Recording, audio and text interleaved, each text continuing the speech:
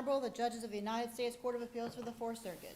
Oyez, oyez, oyez. All persons having any manner or form of business before the Honorable, the United States Court of Appeals for the Fourth Circuit are admonished to draw nigh and give their attention, for the court is now sitting. God save the United States and this honorable court. All right, be seated, please. All right, the first case we'll hear this morning is United States versus Dales, and Mr. Klepper, we'll hear from you.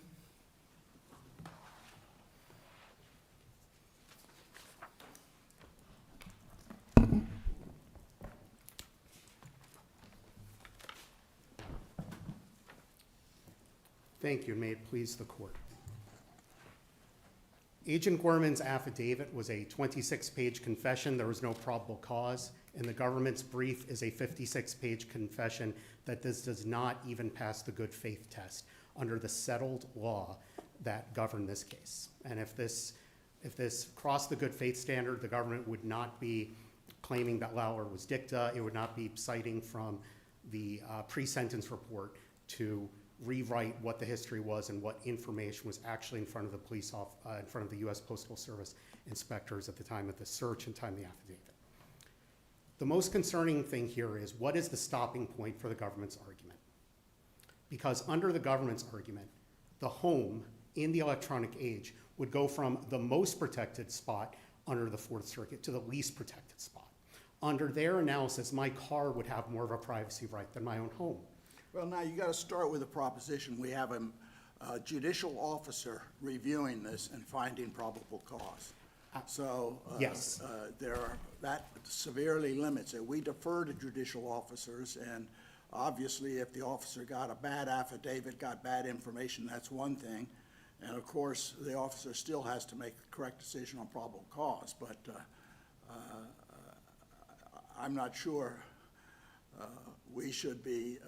The whole idea of the search requirements are that we issue warrants upon probable cause by judicial officers, and that happened here. So now you've got this task of demonstrating that the information that the judicial officer had wasn't sufficient to issue the warrant. Yes, I fully recognize the hill that I need to climb here, and I believe it's been literally 30 years since this court found that that not even good faith was satisfied when it came to after the magistrate signing the warrant. And I'm here to say this is that case. This absolutely is that case. Because what happened here was, this is the most sophisticated judicial of investigators here. This is somebody from the U.S. Postal Service who is trained. They know the United States versus Griffith case out of the D.C. Circuit. I find it fascinating that the government's brief doesn't even cite the United States versus Griffith case. Well, we've already distinguished Griffith, right? In the Suero case, didn't we say that if in a case like this where the offense itself involved a computer, that's different? Well, there are 2 points of distinction. In fact, the government also brought up United States versus Glass, which also is another case that was distinguishing Griffith and Mora. And so I want to take all this head on. What happened in those cases was that the court looked for, number one, in the officers having, knowing, or at least a substantial likelihood, that the defendant had a computer. First thing that happened is the defendant has a computer, we believe it's at his house, and we also believe, so you satisfy the spatial connection. There is a particular thing to be searched under the Fourth Amendment, it's plain text. There's the spatial nexus that says we know the computer was here at least at one time and that the files could have been retrieved at least at one time. And then there's a temporal component, which is, so in the child pornography context, you first have the collector inference and then you have the preservation inference. And the second one applies here as well. No, it does not, Why not? Your Honor, Is there something because special about this computer where you can't retrieve things? they didn't know that he had a computer, Your Honor. Oh, I'm sorry, but the inference that what was once on a computer can always be retrieved applies here. And so when we're talking about the temporal link and it being And we're also talking about a whole bunch of documents that in the ordinary course people retain, tax documents to justify tax statements and financial papers. we don't leave those behind generally when we move. We put them in a box together with our computers and cell phones, and we move them to the new location. That's sort of a fairly common sense deal, and Which you would documents, Your expect Honor? to find those devices at the new location, and you would expect that they would be retained over time. Your Honor, they didn't know that these documents existed. What they knew is he used cloud accounts for electronic submissions. So you have the cloud, they got access to the cloud accounts.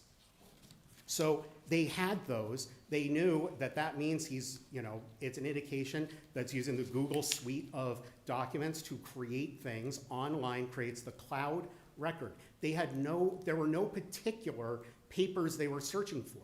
But I thought that, weren't there like PDFs or something of pay stubs and things like that? I So- thought that there was at least evidence here from which one might infer that actual paper documents were involved. If that were in there, Your Honor, that is not there on the face of the affidavit, and this is something that under the Mackenzie Jude, I believe, exception, this is some added information that they forgot to put in the affidavit. They could have come forward and done that. And they used Mackenzie Jude safe harbor on some other points where trial counsel said, well, I'm actually withdrawing my motion to suppress on that point where you've come forward and you've supplemented here.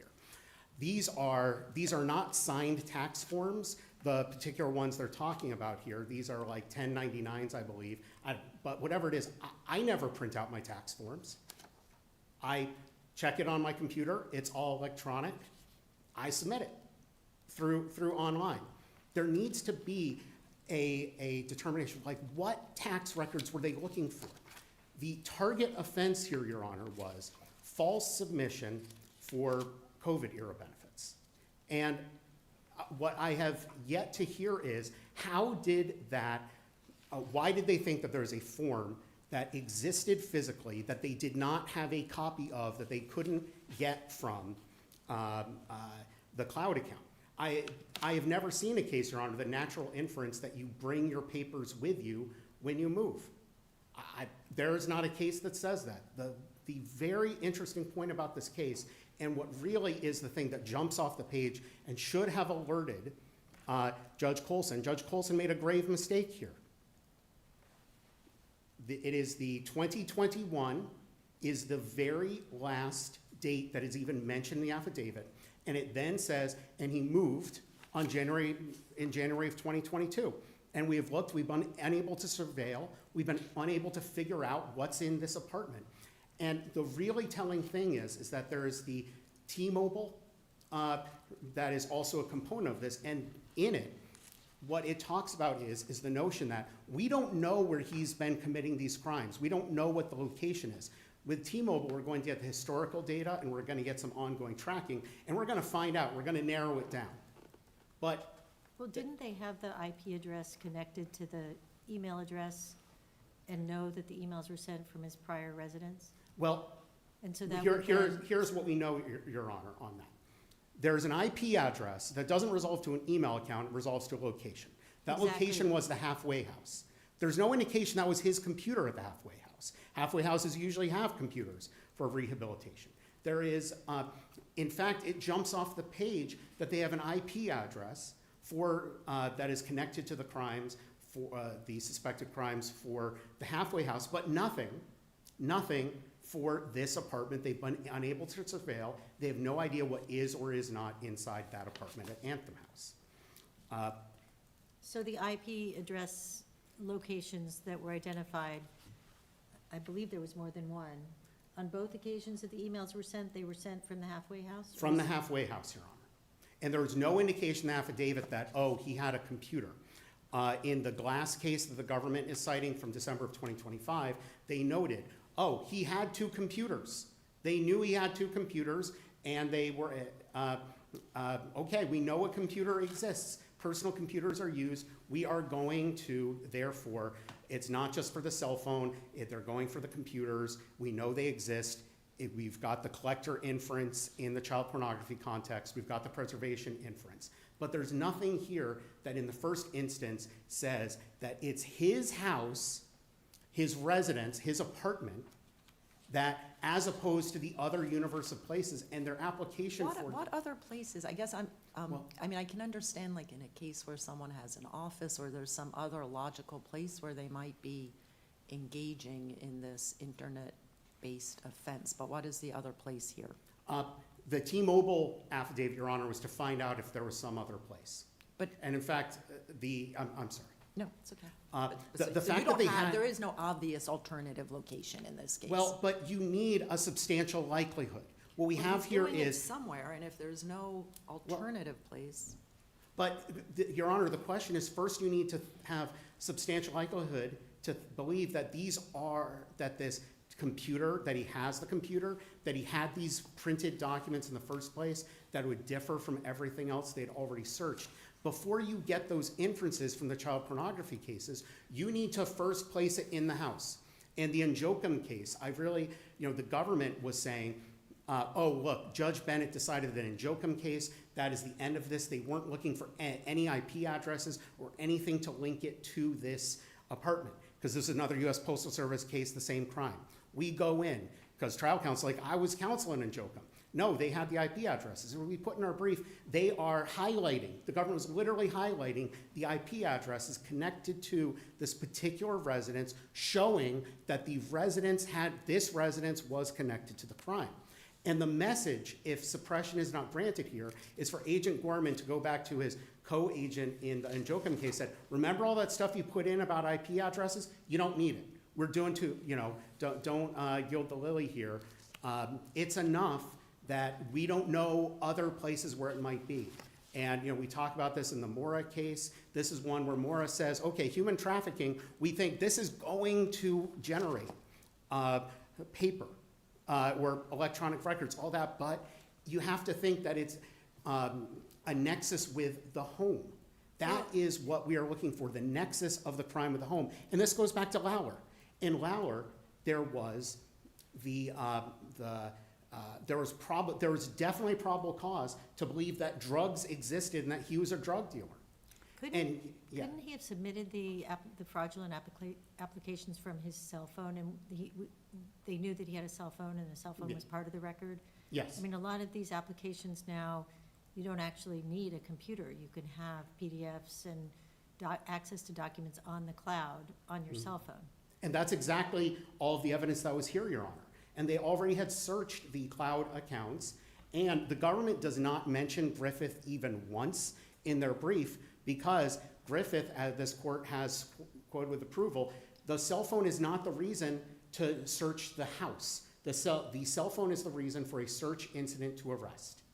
And so because otherwise, if it becomes the foot in the door, literally and figuratively, to search the entire house, then in every single case, there's always going to be probable cause to search the residence, every time.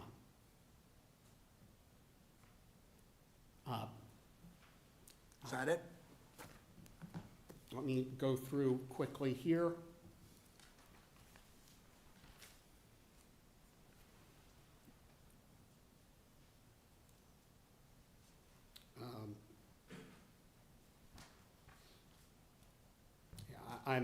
Yes, I will reserve my rest of the Okay, you rebuttal. have some rebuttal, sure thing.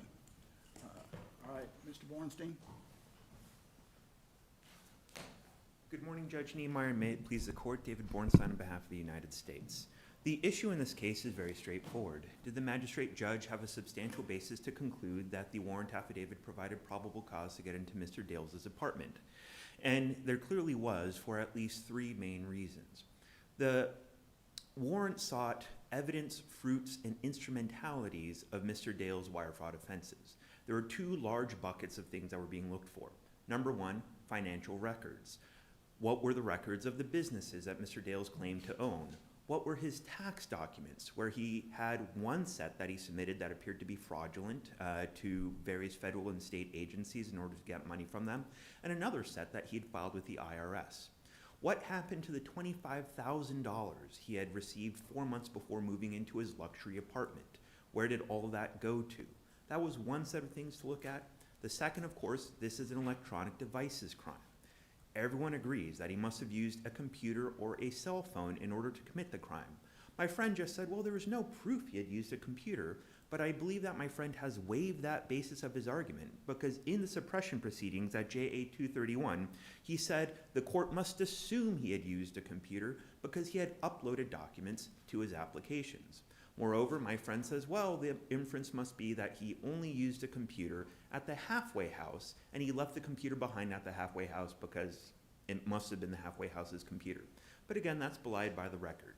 First of all, the documents that actually netted him the $25,000 from the state of Maryland were uploaded in July 2021 after he had moved out of the halfway house 8 weeks earlier. So he clearly had a computer to do that. And I believe it's a fair probability, or a magistrate judge could reasonably infer that there's a fair probability that if you have an individual who has all these email addresses, all these Apple accounts, all these Google accounts, and he's committing frauds repeatedly with electronic devices, that he's using his own devices, and then where can those devices be found? Judge Harris, as you noted, this was not an individual with many places to go. When did the yes. alleged criminal activity take place? So When was the last allegation of criminal activity? I want to distinguish between two things. The last allegation of criminal activity as to the wire fraud offenses that were charged, or I should say that. Or included in the warrant, I guess. So the most recent one would be September 2021, which was 4 months before he moved into the luxury apartment. And when was the warrant request? It was January 2023. So there was So it was a 15-month gap? 15 to 16 months. But the question is, was there probable cause to believe that 15 to 16 months later, that Mr. Dales would still have either the electronic devices or the personal papers or evidence of what he had done with the $25,000 in that intervening period? And I think the fair probability is, of course, he would have them, and he'd have them at home. Whether they were an electronic copy or paper copy, they would be in his residence. That was a fair inference. Now, my friend says, well, couldn't they just search the iCloud account because everything is up there? I don't know where that conclusion comes from, that the defendant's iCloud account contained everything on all of his electronic devices. That is not a finding reached by the district court. It's not one reached by the magistrate. It's not one set forth in the affidavit. It's simply an assertion that is made, and I think anyone using common sense can know that when you upload a document to an iCloud account, that is something you are purposefully and deliberately uploading. You're not uploading everything that is on your device. And there is independent evidentiary value to devices themselves, because as Mr. Dales made clear before the suppression court, he actually had an identity defense. He wanted to claim that possibly he was not the person committing these frauds. He was not the person behind the accounts. He was not the person behind the applications. Well, the surest way, or I'll say one reasonable way of proving that he was to grab his devices and show these were the devices logging into the accounts. At the end of the day, a 16-month period is simply not beyond the pale to assume that after 16 months, that there would be simply no evidence or fruits or instrumentalities of these crimes. Well, I would think, don't you agree that that depends on what's being sought? I mean, I would think Absolutely, Your Honor. that if we're searching for drugs and drug paraphernalia, 16 months later at a new location would likely not be reasonable. But your argument, as I understand it, is the nature of this crime involves the use of electronic devices and financial papers and records, and that it's reasonable within the scope of everybody's common knowledge that these things can be recovered from electronic devices, and likely papers would be retained in the person's files. And you don't simply leave those behind when you move from one apartment to the next. Absolutely. Can I say- Yes, Your so, Honor, sorry. Your colleague raised this issue about whether there's a stopping point to this argument, and as I understand it, but tell me if I'm wrong, your position would be that anytime there's probable cause that a suspect has committed fraud over the internet, there is also probable cause to search their house. No, Okay, why would that I not don't be believe it's true? that broad, Your Honor, because in all these Fourth Amendment cases, as you know, we attend to the specific facts. And so it depends how that individual committed the fraud. If it turns out he committed the fraud halfway around the world, you know, in an independent jaunt, you know, there might be an issue about whether there's a Okay, sufficient nexus. Let's assume But committed the fraud. It is reasonable to infer that he committed the fraud domestically. But here we know that from the IP addresses, that when he first, in December 2020, No, started but to commit the Can fraud. you give me an example maybe of a case where there would be reasonable, there'd be probable cause that a suspect did commit fraud over the internet domestically when it would nevertheless not be okay to get a warrant to search their house? It would have to be a fact pattern, Your Honor, where there's simply not a fair probability to think that, given the nature of what was done, so maybe someone who turns out to be a freelancer, a freelance hacker, who, you know, officers have reason to believe, you know, is paid to get new devices, new computers, to go to a secret location and to do everything, and then to burn whatever's in that location before returning home. So there's no connection between his personal life and what he's freelanced to do. But I want to make clear that when we're paying attention to a case such as this one, we simply have to see this is an individual who got out of prison, bought a phone. I'm sorry, I'm still just trying Oh, to yes, figure out, because of course. that's not terribly reassuring, that hypothetical. What if the person had an office? Could you still search the home? Would it still be reasonable to assume that this happened in the home? It always turns on the individual facts of the case. So What if you so had just these facts, but he also had an office? I think you could go into the home if what you're looking for.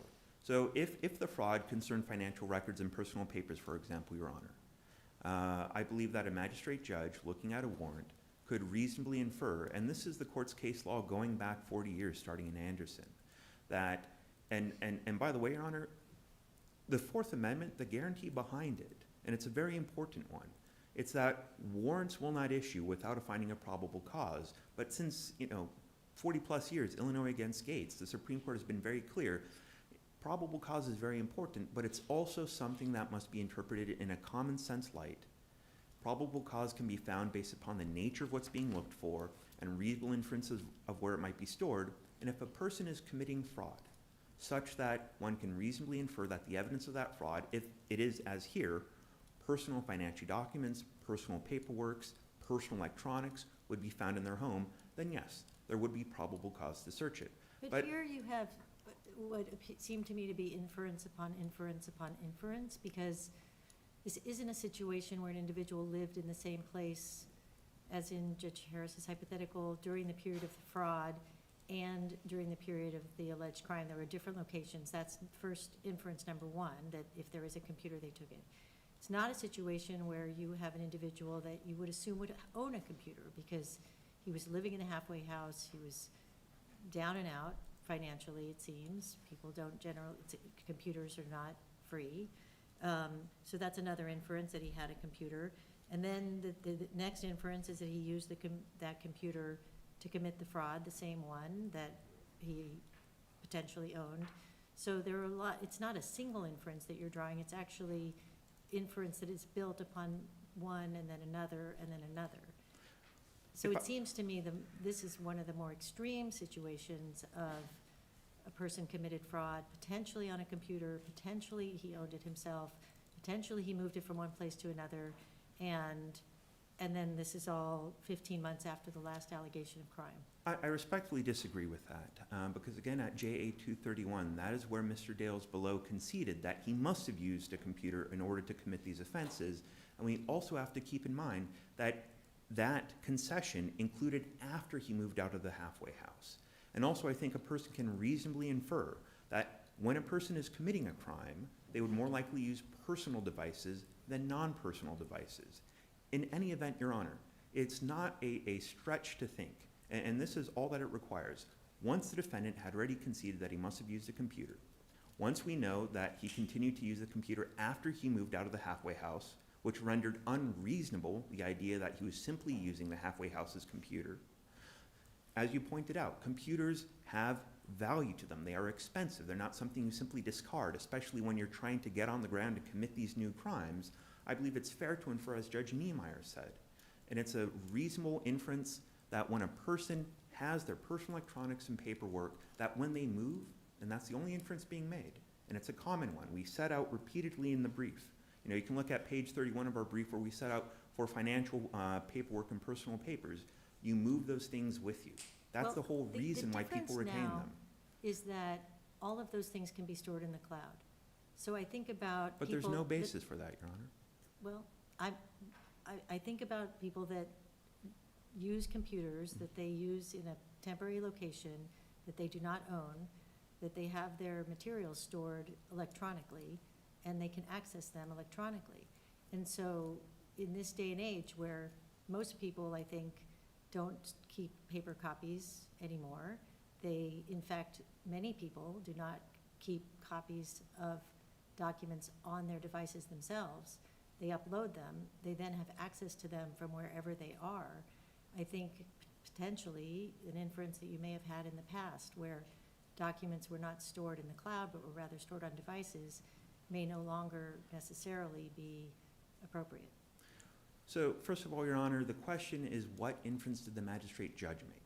And we know that the magistrate judge made the inference that these documents, whether in hard copy or electronic form, and this evidence in general, would be found in the defendant's apartment. And was that a reasonable one? Deferring to that judgment? Was there a substantial basis for it? This is not de novo review. It's simply deferring to the magistrate judge's reasonable inference. Was there a substantial basis for it?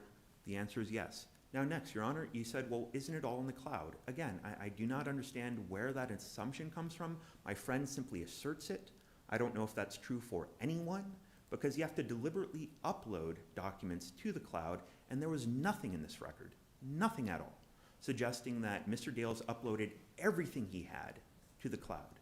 Next, it was actually independently important to see whether or not the actual devices he had connected to these cloud accounts and to these email accounts, because Mr. Dales was saying, maybe I'm not the one behind it. Also, there was a search for the instrumentalities of the crime. In proving a case, it's actually significant to have the actual device that was used there. Was there probable cause to think that after 16 months, Mr. Dales still had that device, even if he got a new phone? Was it reasonable to think he still had it? The answer is yes. We cite a decision by Judge Posner, who says, you know, all that we're doing here is probable cause. There might be a time, if a sufficient amount of time passes, that you would think, well, a person might not have a computer from a decade ago, but from 16 months ago, there was a substantial basis to think that was the case. And so, but I also want to shift over to the paperwork. My friend tries to make this into completely a case, only a case, about searching for a cell phone. But that was just one of, you know, the three major buckets of what was being searched for. The other one was the financial paperwork and records about the alleged businesses he had, about his tax paperwork. And Judge Berner, you say, well, why should we assume that there are paper copies of that? Again, the question here is not, did a person know or did the magistrate judge know beyond a reasonable doubt that there were paper or electronic copies in the home? It's not even, was it known by a preponderance of the evidence? It's simply, was there a fair probability, given common sense inferences, that where would a person keep the copies of their financial documents, both the authentic ones and the fraudulent ones that had been used in the crime? And whether it is stored on a device or if a paper copy is printed out, when you have an individual who only has this one apartment, you know, the affidavit said his DMV records show that he owns no car. The other residential addresses he had put down were stale ones. They were ones on his ID card before he went to prison. They were his grandmother's house that was sold the day, I believe, the day after he got out of prison. There was a residence that my friend says was his parents', but I drop a footnote showing that that was actually incorrect. It was an assumption made by the agent, but it turned out that it was simply two people who shared his last name. But if you look at the PSR, they're not even mentioned as family members. So with all of that together, the magistrate judge here had a substantial basis for thinking, given that these are electronic device-based crimes, given that they are based upon financial and personal paperwork and tax documents, and given the fact that this individual had gotten $25,000 as a result of one of the crimes, and then we're looking for the fruits of the crimes. What did he do with the $25,000? What did he spend it on? Where are the receipts showing where it went? Where are the actual things that he purchased? Where would he have that if the only place he has, having moved out of the halfway house, is his luxury apartment? There's a substantial basis to think that there's a fair probability that the evidence, fruits, and instrumentalities of this crime were in the apartment. Just so I make sure I understand your argument. Yes, Your Honor. You're relying now on the idea that there was nowhere else he might have been. There is no office, there's no other residence, there's no family, but none of that is necessary in your No, view. it's The not. result would be the same even if none of that were true. Exactly, Your Okay. Honor. And the reason for that is there could be probable cause to search for multiple places. Yeah, I'm just trying to make sure I Yeah. understand the argument. Yeah. Yeah.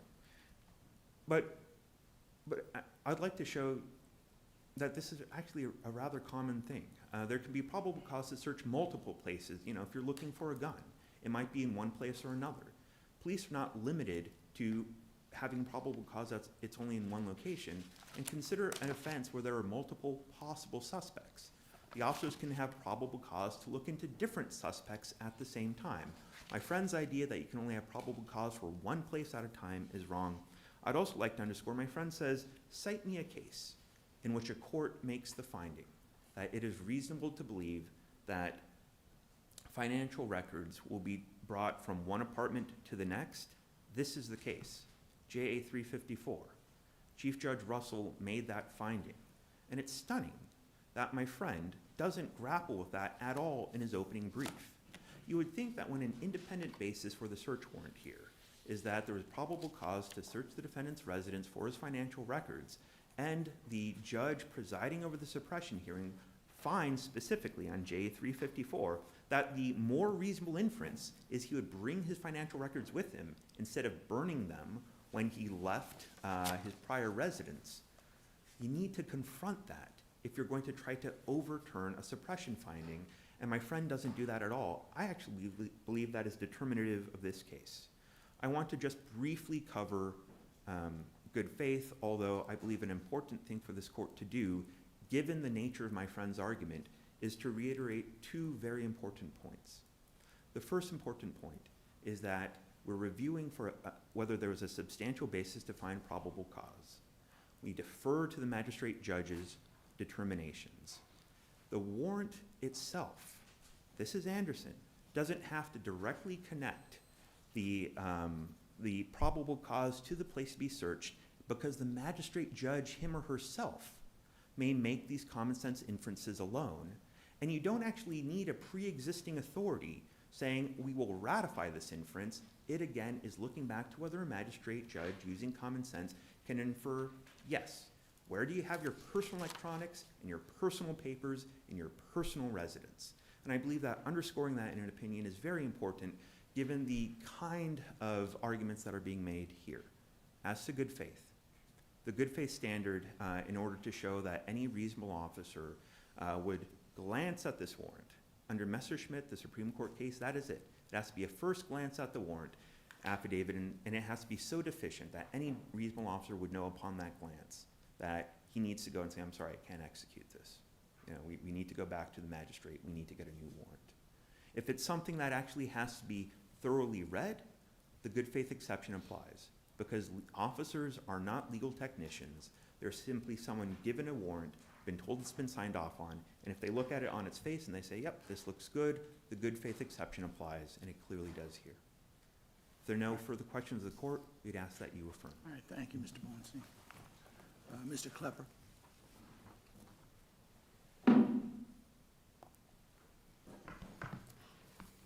This case has less of a nexus than every child pornography case this court has decided. Every single one. Less of a nexus. Child pornography has made our society worse in so many ways. And now what this is threatening to do is that it is going to take down the rest of our Fourth Amendment rights, even if we're not suspected child pornography, whatever it is, because in this modern age, you know, this cell phone, maybe that also, we've got the other data. Data is being created everywhere, all the time. That's what happens. Here is the tragedy here. It would flip the Fourth Amendment to make the home less protected than other places. Because under the government's argument, they were struggling to come up with a specific factual scenario where there wouldn't be probable cause to search the home.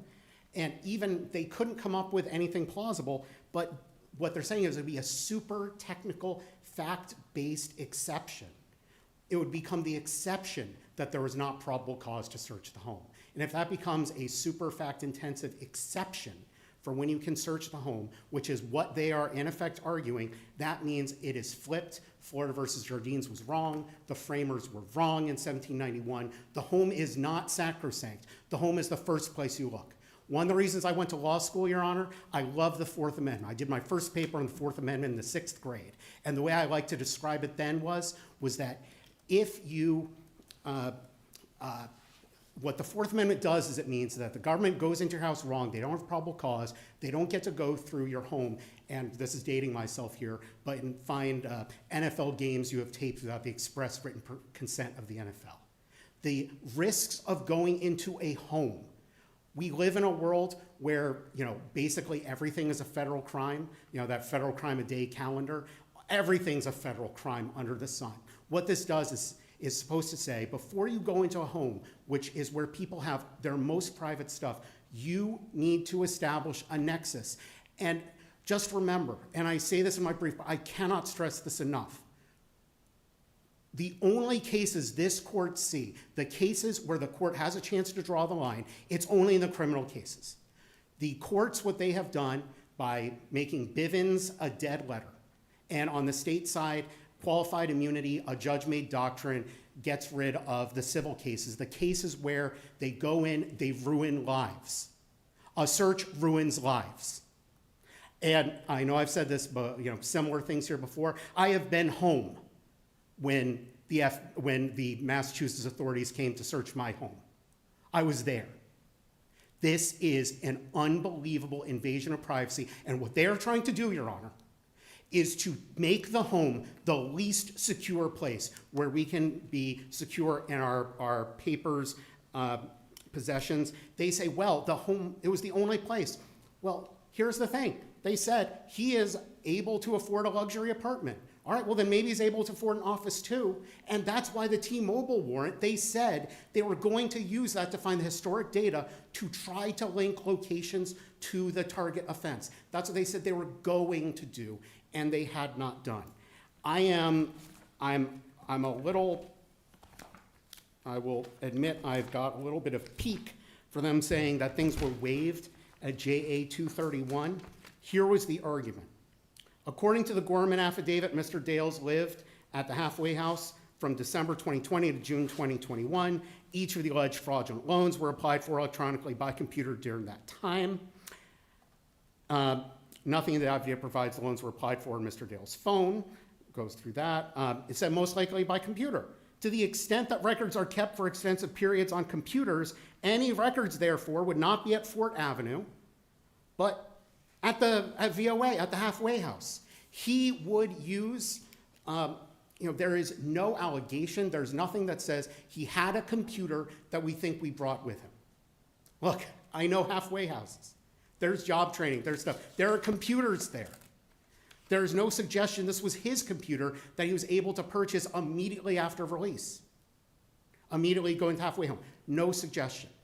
And they are just saying, well, maybe there are some papers out there. Maybe. No, it's their burden to say, what are the papers? They say we waived it. I said, we've got separate sections on the cell phone and everything else in our thing. We go into that. But I just want to tell you, under their world, in their world, child pornography has erased any line, any nexus requirement. And all of this court's statements about nexus and the pains this court has gone to draw the physical and then temporal nexus has all been dicta for over 30 years.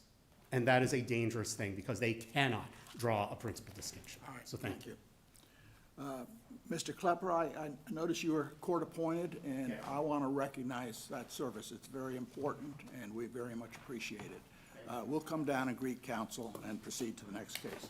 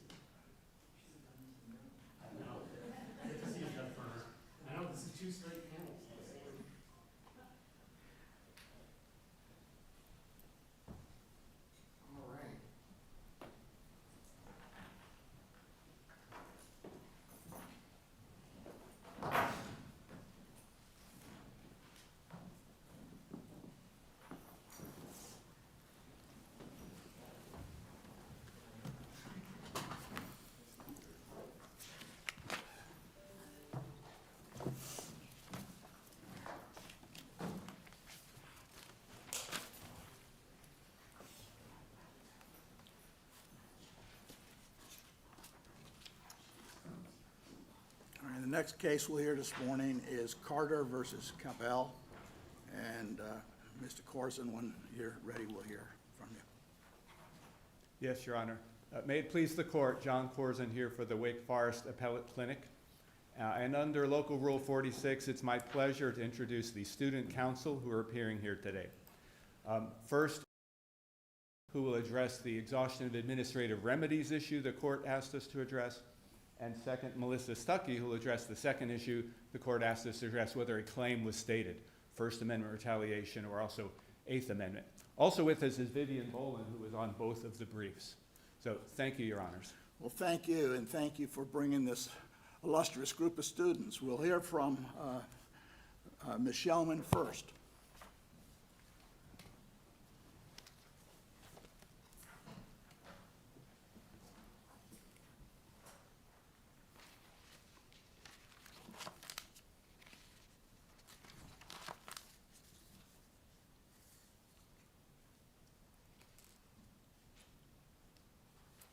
May it please the court, my name is Faith Shellman, and I, alongside my co-counsel Melissa Stuckey, represent the plaintiff Benjamin Carter. Now, you know, you're about, I don't know how many feet away, but why don't you speak up as if you're speaking across the room? The mic will help you, but Yes, Your Honor. recognize that we old folks need to hear you, except I'm the old folk. Thank you, Your Honor. The threshold issue in this case is whether Mr. Carter exhausted all available remedies under the Prison Litigation Reform Act for his First and Eighth Amendment claims against defendants. Carter contends either that any remedies not exhausted by him were unavailable, or that Federal Rule of Civil Procedure 15 applies. Turning to the argument. As the court observed in Gowan v. Winfield just last year, an administrative remedy is considered unavailable under 3 circumstances. I'm sorry, I hate to interrupt, but I do want to ask a question about your availability argument. It looks like the district court didn't address that, but I assume it is your position that it was properly raised before the district court? Correct, Your Honor. Yes, the district court failed to address Carter's availability argument, although Carter did raise that in his opposition to defendant's motion for summary judgment on JA 251. As a general rule, we don't address issues in the first instance, and I do have some concern about us taking on the availability argument, particularly the dead-end exception is very kind of fact-specific. There hasn't been any discovery in this case. We've held before that the availability question can require discovery. Is there a reason why we would go first on that and address that on appeal? Yes, Your Honor.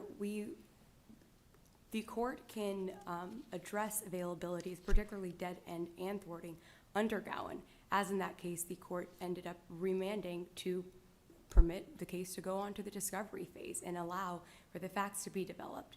And that is what, at the very least, what Carter would ask in this case. Okay. The court instructed in Gowan that a grievance process has reached a dead end when there is no way to appeal an adverse determination by prison officials. Like the inmate in Gowan, Carter submitted a litany of grievances concerning his solitary confinement, directing the court's attention to Carter's documentation of his First and Eighth Amendment grievances on 123 through 28 and 231 through 33 of the Joint Appendix, respectively. These 2 grievances were rejected at intake, and those rejections were upheld on appeal to the regional ombudsman. Now, VDOC's policy explicitly indicates on JA 226 that rejections of this kind are final. There's no further review or appeal for them. Accordingly, That's rejection based on non-compliance with the procedural rule, right? In other words, on the substance, that doesn't affect the substance on whether he has gone through the steps that are available. If it's rejected on a technical basis, he can redo it and then still has to go through the process. Am I correct on understanding that? yes, Your Honor, you are, and that is why the record is replete with Carter's attempts to utilize the grievance process. He filed grievance after grievance after grievance, and each time his First and Eighth Amendment grievances were rejected at intake for dubious reasons. For example, the grievance noted on JA 233 was rejected for failing to specify a singular incident date, even though Carter complained of ongoing conduct. his continual confinement in unconstitutional housing conditions, and even despite the fact that Carter had submitted that same currently ongoing in the date field on several of his grievances in the past, and none of those had been rejected for failing to specify an incident date. Under these circumstances, Judge Niemeyer, the requirement would be for Carter to file a grievance every single day, inundating the grievance procedure with a daily grievance of his ongoing conduct. Or the alternative would be that he artificially limit or constrain his grievances to just one day. In either approach, it's just a catch-22. Importantly, these circumstances are also indicative of thwarting under Gowan. In light of the statements made by Defendant Branch on JA 113, Carter repeatedly pled to Defendants Branch, McCoy, and Cabell, and in response, Defendant Branch told Carter, stop writing me up. You're really not going to get reentry now. McCoy and Cabell weren't having that, especially after you wrote them up. These statements add significant context, Your Honors. They reveal coordinated efforts amongst the defendants to preclude Carter from meaningfully using the grievance process. Because VDOC's grievance procedure has this dead end, it has no way to appeal an ombudsman intake rejection, as Your Honor stated, that can be rejected for a technicality. It is quite ripe for abuse by prison officials. Defendant Branch's statements indicate that the procedure was, in fact, so abused by himself, McCoy, and Cabell in retaliation against Carter. Before you run out of time, can I ask you to, I guess, put to one side availability and talk to me about the effect of the amended complaint that was filed in January 2023 and what you think that added to the exhaustion question? Yes, Your Honor. Even if the court decides that exhaustion was not complete as of the original complaint, Carter's First Amendment claim can still proceed. As in Franks v. Ross in 2002, the court instructed that the filing of a supplemental pleading is an appropriate mechanism for curing numerous possible defects in a complaint. Indeed, the rule... I'm sorry, I just want to make sure, but your argument about the amended complaint is limited to the First Amendment claim, the one that was raised for the first time in the amended complaint? Yes, Your Honor. You're not arguing that the amended complaint would have cured any, assuming for a minute, I understand this is not your position, but had there been an exhaustion defect in the original complaint as to the Eighth Amendment claim, the amended complaint would not cure that? Or at least you are not arguing that the amended complaint would cure that? Yes, Your Honor. Okay. We are not arguing that. However, there is a circuit split on the Yes, there issue, is. and if the court would be interested, we'd be happy to I supplement. just wanted to know, it's not in your brief, and so I assume when it comes to the amended complaint, we're only looking at the First Amendment claim. Yes. Okay, thank you. Today, this court can join at least 4 other circuits in applying Rule 15 supplementation. Well, let me ask you, just before you get to the effect of Rule 15, the PLRA requires exhaustion before an action is filed, not before a complaint is made or an amended complaint is made. And the First Amendment retaliation claim was made in August before the complaint was, before the action was commenced, but was not exhausted. And it may not, it's a good question whether it was ever exhausted, actually, but we can get to that later. But the question is whether we focus on complaints and amended complaints and pleadings and summary judgment motions or motions on the pleadings, or we focus on the action. And if I understand the statute, it says that you have to exhaust before commencing an action. And I think the Supreme Court in Ross said the same thing, before bringing suit, not before you amend later. And it may be technical, but it may not be so technical because of the public policy interest in this. Yes, Your Honor. I'm basically raising a question of whether focusing on complaints and amended complaints and pleadings that pick up additional claims complies with the PLRA. Yes, Your Honor. I see that I'm out of time. May I answer your question and conclude? Well, what's your position on that? Yes. So I have 2 points in response to your questions. I will take the first part, particularly the language of the statute that no action shall be brought.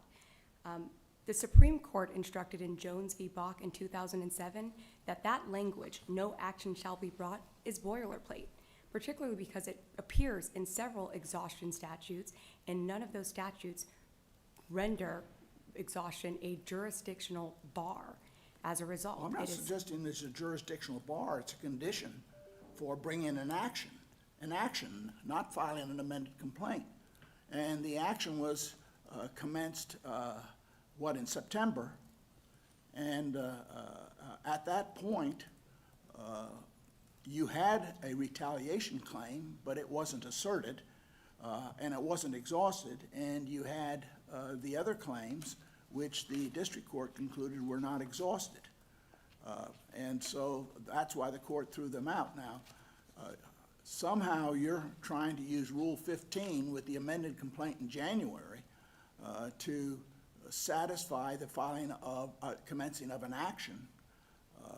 It sounds technical, but there are reasons for it. Now, if the conduct came after the filing of the complaint, we might have another issue there. We might have, be able to construe a new complaint as a new claim based on facts that could not have been alleged. But here, the action was commenced, the conduct had taken place, and it didn't allege anything about it, and there was also no exhaustion alleged or found with respect to either the First Amendment retaliation claim or the Eighth Amendment conditions claim. And so I'm not sure you get a lot of comfort from trying to articulate the relation back and all the other principles under Rule 15 that might arguably apply.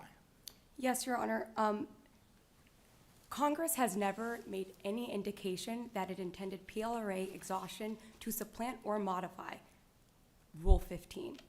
As the Supreme Court instructed in Jones. To the contrary, it said you have to exhaust before you start an action. They used the word action, right? Yes, Your Honor, but they use that same language in several other exhaustion statutes, and it does not. Well, I'm talking about change this the fact. statute, and I'm talking about the Supreme Court's statement in Ross that there has to be exhaustion before you bring suit, is the word they said. Yes, Your Honor. In analyzing that exact same text in 2007, the Supreme Court said it is boilerplate. It does not necessitate a timing requirement. Do And you in think fact, boilerplate Jones means is. we shouldn't give it the meaning?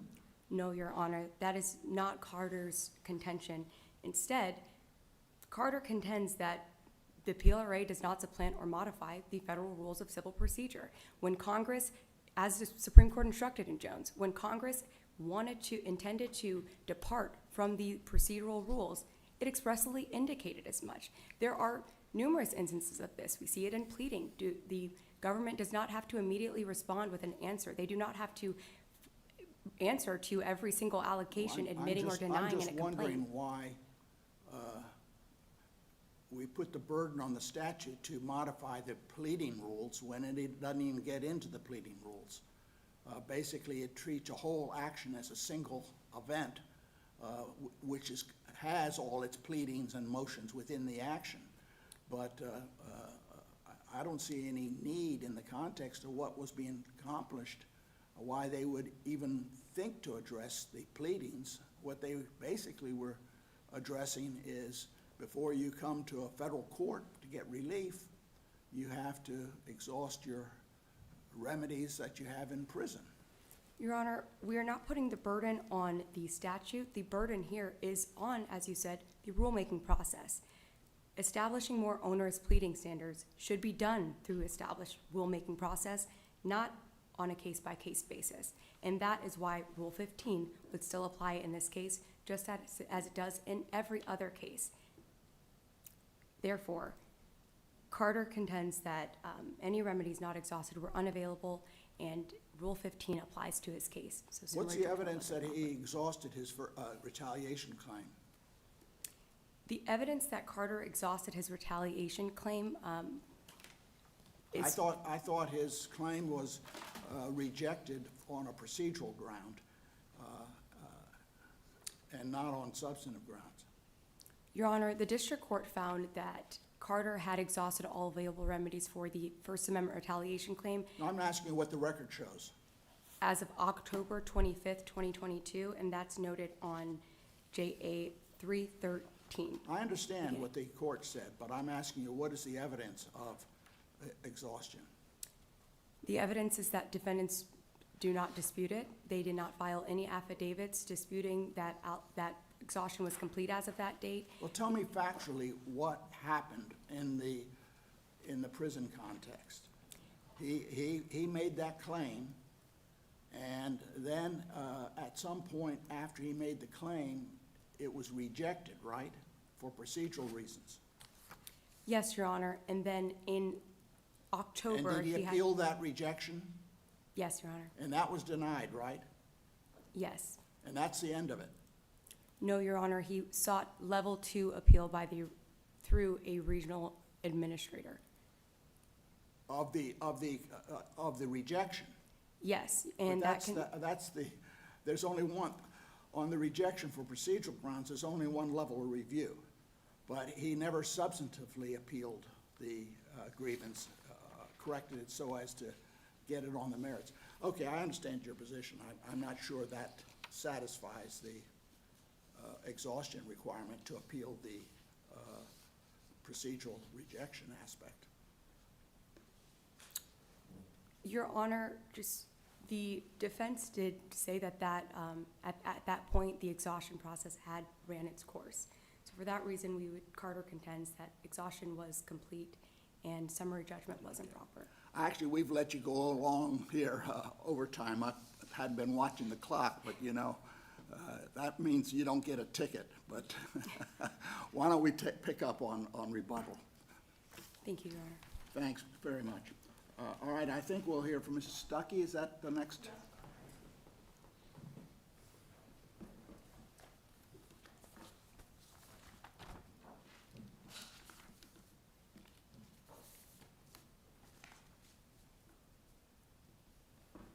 May it please the court. My name is Melissa Stuckey, and I also represent the plaintiff, Mr. Benjamin Carter. Turning to the merits, Mr. Carter sufficiently pled a First Amendment retaliation and Eighth Amendment deliberate indifference claim. The case for First Amendment retaliation is simple.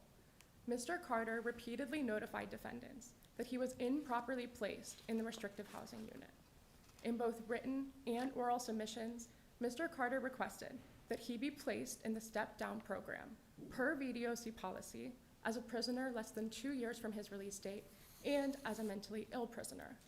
Despite these requests, and because of these requests, defendants McCoy and Cabell affirmatively blocked Mr. Carter's transfer into step-down and kept him confined in unconstitutional solitary conditions. Mr. Carter sufficiently pled facts to meet all 3 elements of a retaliation claim.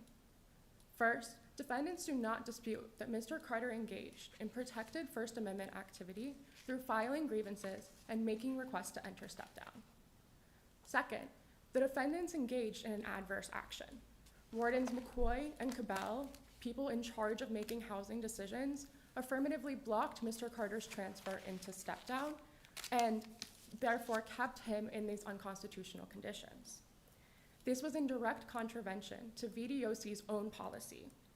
As noted by Mr. Carter and then verified by the defendants on page 293 of the joint appendix, VDOC operating procedure section 830A H1 states that offenders 2 years prior to the release date will be diverted into the step-down program, regardless of their placement in the program where they stand. Despite this clear language, defendants McCoy and Cabell did not place Mr. Carter in step-down, nor did they provide any reason why they did not. The district court itself noted on page 323 of the joint appendix that the denial of access to reentry programming could deter a person of ordinary firmness from the exercise of First Amendment rights. And so as the district court correctly recognized, this constitutes a sufficient adverse action for a First Amendment retaliation claim. And lastly, Mr. Carter sufficiently pled facts to show that there was causation between his protected First Amendment activity and the defendant's adverse action. Under this court's precedent in Constantine in 2005 and in Shaw v. Foreman in 2023, retaliatory motive is not necessary for a First Amendment retaliation claim. Instead, causation can be shown through showing temporal proximity. Counsel, I don't I'm sort of confused. You have direct, at least as alleged, this case has direct evidence of retaliatory motive. I mean, they apparently told him, and because you keep filing these grievances, we're not gonna do this. Do you need circumstantial evidence on top of that at a motion to dismiss stage? Your Honor, yes, this was dismissed at a 12b6. No, I'm saying, why do you need anything more than the statement in this case? Your Honor, I apologize. You don't need it. The fact that Defendant Branch affirmatively told Mr. Carter that McCoy and Cabell weren't having his transfer because he was writing them up clearly shows, as Your Honor noted, a retaliatory motive. I mean, maybe it happened, maybe it didn't, but we're on a motion to dismiss, and at least as alleged, there is direct evidence of retaliatory motive. So I'm just struggling to figure out why we need to go further on that point. But feel free to cover all your bases. Your Honor, we do not. And again, the defendants did not actually submit an affidavit denying that Defendant Branch ever made this statement. And so just that alone does show that it's plausible on its face that Mr. Carter pled a First Amendment retaliation claim. But we just do have the temporal proximity as well as the knowledge of defendants McCoy and Cabell as wardens. That just goes to add additional evidence to show that the district court was erroneous in dismissing his First Amendment retaliation claim. Turning to the Eighth Amendment claim. Let me just ask you as a matter of curiosity, he's out now, he's been released, right? He has been released from Sussex, but he is still incarcerated. For, in connection with this sentence, or is it another crime? In connection with another crime. Oh, okay. So I was just, basically, his claim is for damages, right? Yes, it is. He pled compensatory and nominal damages. Yeah, okay. Yes. Turning to the Eighth Amendment argument, Mr. Carter also sufficiently pled that the defendants violated his Eighth Amendment right to be free from cruel and unusual punishment. There are two elements for an Eighth Amendment claim. Mr. Carter. I'm sorry to interrupt. I guess sort of a similar question to what I asked your colleague. So the district court in this case only reached the Eighth Amendment claim as to Director Clark, right? And the rest, I mean, it just, why would we reach that? Two questions. Should we reach the claim as to the other defendants in the first instance, rather than remanding to the district court to do that first if we thought the claim was exhausted? And I guess also, do you have an argument you want to make about Director Clark, because that the district court did cover? Yes, Your Honor. To address Director Clark first, the district court initially dismissed Defendant Clark without any analysis. All it did was state the three rules, the three elements of a supervisor liability claim, and then did not engage with the facts at all before dismissing him. When Mr. Carter made a request for reconsideration, as seen on pages 300 to 301 of the joint appendix, the district court's subsequent denial of the reconsideration required specific knowledge of Mr. Carter's circumstances, which is not an element or requirement for a supervisor liability claim. Rather, the district court should have just been looking at whether there was knowledge of risk to citizens like the plaintiff. And because of this court's holding in Porter, there was obviously knowledge by Defendant Clark especially of the unconstitutional conditions of RHU and the fact that his subordinates were putting people in these harmful conditions. And on that note, this court should address the Eighth Amendment because the district court did not address it at all, and this court has intimate knowledge of the facts of Porter and is in the best position to apply the facts of Porter to this case. As seen on page 26 of the reply brief, of Carter's reply brief, the conditions in this case are almost identical to the conditions that were present in Porter. And so because of that similarity, this court is in a substantially beneficial position to be able to apply the facts here. These conditions that this court noted were unconstitutional in Porter were especially harmful to Mr. Carter here. You know, I don't know if it's useful to get into all this because I'm not sure it has been addressed in the first instance, but if I recall, the conditions in Carter, first of all, were standard conditions for somebody on death row, and so that everybody was subjected to them. That was number one. And number two, they had substantially changed those conditions as of the time of the litigation We reviewed only the original conditions, and the new conditions have not been subject to any Eighth Amendment review. But as I understand this case, Carter was not confined to solitary confinement as a matter of routine punishment.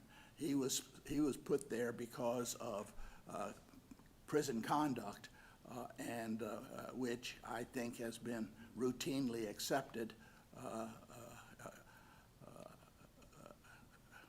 on a basis of what, I don't know what the details were on all of this, but it seems to me we need a lot more to know, because I think putting somebody in solitary confinement for the inability to do this or that, or his conduct in prison, may be fully justified, and it has been justified in case after case. So we would have to know a lot more, I think, to address that if we were to get to that.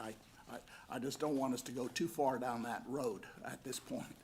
Your Honor, I completely understand. I do want to point out that on page 106 of the joint appendix, Mr. Carter states that he was in the step-down program at Red Onion State Prison before his transfer to Sussex, and then he was immediately placed in the restrictive housing unit with no reason given.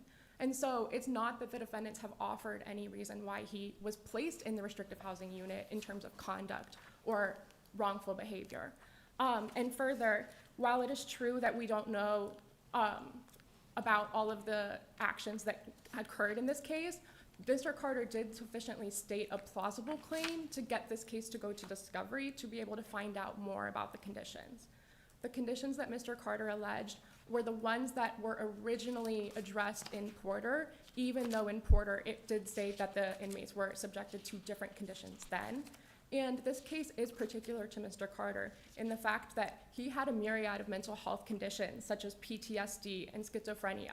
And because of those conditions, he was especially susceptible to the harm of the prolonged confinement in RHU. And so for that reason, we ask this court to reverse the dismissal of Mr. Carter's First and Eighth Amendment claims. Thank you.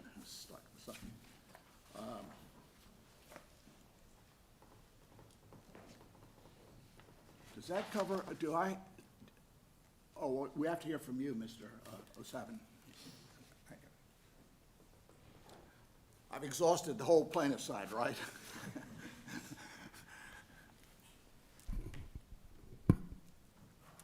May it please the court. Tristan Chase Osavio for the Commonwealth and the Department of Corrections defendants. Your Honors, under the Prison Litigation Reform Act, no action shall be brought with respect to prison conditions by a prisoner confined in prison until such administrative remedies as are available are exhausted. Here, Your Honors, Mr. Carter failed to do exactly that. The district court decision should be affirmed for 4 reasons. First, Mr. Carter filed his lawsuit on September 30th, 2022, but did not fully exhaust his administrative remedies related to his underlying claims until October 25th, 2022. Just to be clear, counsel, you're not disputing that he did in fact exhaust them in October? Yes, Your Honor, he did. And then the second reason why— Let me ask you, does that include his retaliation claim? Yes, Your Honor, that would include his retaliation claim. How do you exhaust that? Well, I believe based on the complaint, it is linked to this October 25th, 2022 exhaustion letter, the response letter, the deficiency letter, and that was based on the conditions of his housing status. I'm talking about the retaliation. How was that exhausted? Yeah, well, that's a good point, Your Honor. I believe, so to a certain degree, I guess that— Well, I'm not making a point, I'm asking a question. In other words, the record seems to show that his retaliation claim was rejected for procedural matters, and you get one appeal on that. He took the appeal and is rejected, and then he tried to appeal further, and it was rejected because he didn't get more appeals. But he never pursued the retaliation claim on the merits. That's correct. Is that correct? Is that what Yes. the record shows? Yeah, that is correct, Your Honor. So why do you concede it was exhausted? Well, we would argue that what was exhausted was the overall sort of claim regarding his housing status, and the statements that Branch had made are linked to that sort of overall conversation and the decision that was made in the JA 122, the exhaustion letter, October 25th, 2022. So I guess to a certain degree. I fully don't understand that at all. Yeah, I would I say mean, that. his complaint, was two distinct areas. One were the prison conditions, which he complained about, and he complained about not getting into the step-down program. Yes. And he had complained also about retaliation. In August, he complained about that.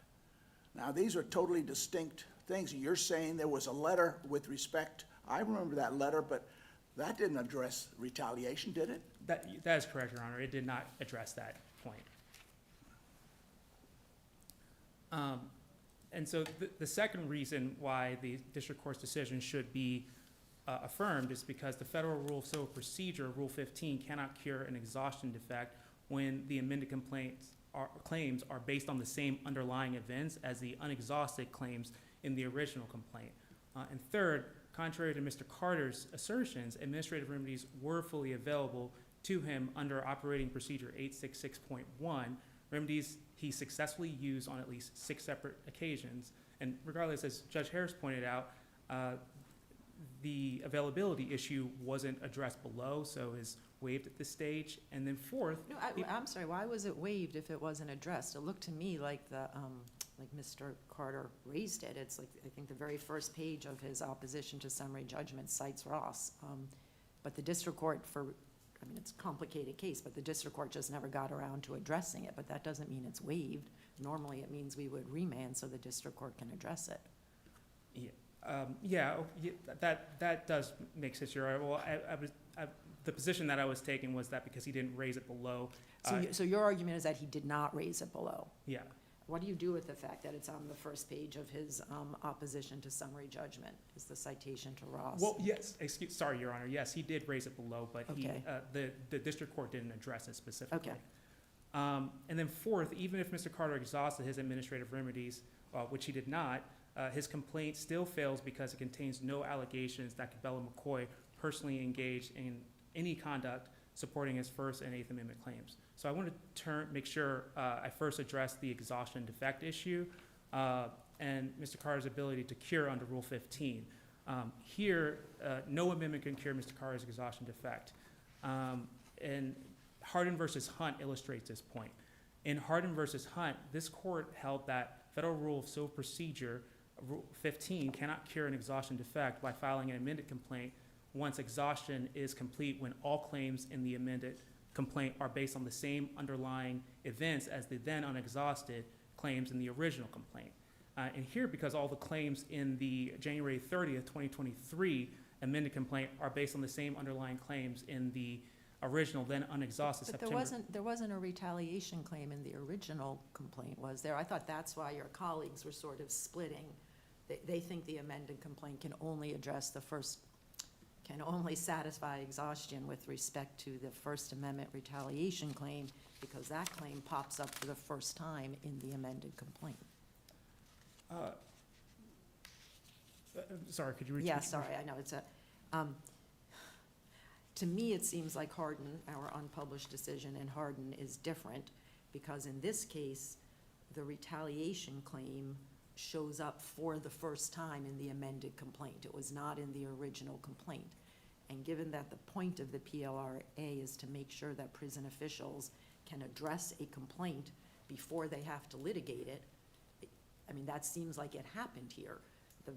They had a chance, starting October 22, to address this retaliation claim, because that's when it was exhausted, and he didn't seek to require the prison to litigate that claim until he filed his amended complaint later.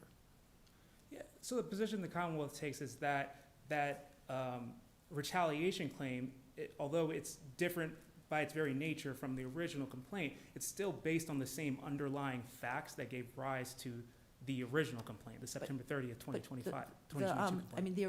Do the factual allegations, I may be misremembering this, do the factual allegations in the original complaint refer to the statement made that because you keep filing these complaints, I'm not going to transfer you? I thought we didn't hear anything about those factual allegations until the amended complaint, but I may be wrong about this. Yeah, I believe that is correct, Your Honor. But to my knowledge, because it is linked back and intertwined with the underlying set of facts, it is based on the same underlying events of the original complaint, and therefore Rule 15, as in, Hardin illustrates, should not be a method for cure for his amended, or for his exhaustion defect. So do you have, there are a bunch of circuits that have come out the other way. And, some of them have adopted a broader rule than what Mr. Carter is seeking here. They've said, even if you raise it, even as to the Eighth Amendment claim here, you could cure that defect later in an amended complaint. And then some circuits have said, well, not the Eighth Amendment claim, but for a claim you raise for the first time in an amended complaint, it's sufficient if that is exhausted before you file the amended complaint. So is there a way to distinguish all of that authority? Do you just want us to say we disagree with it? Absolutely. So a lot of these cases were mentioned in the reply brief of Mr. Carter, and they are distinguishable.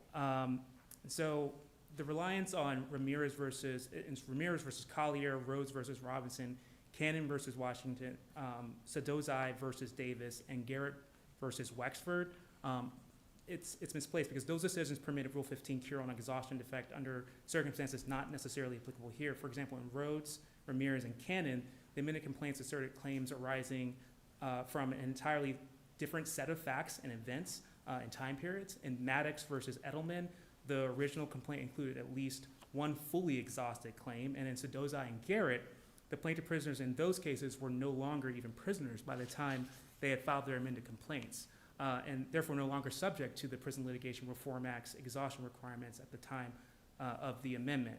And so none of those circumstances are present here.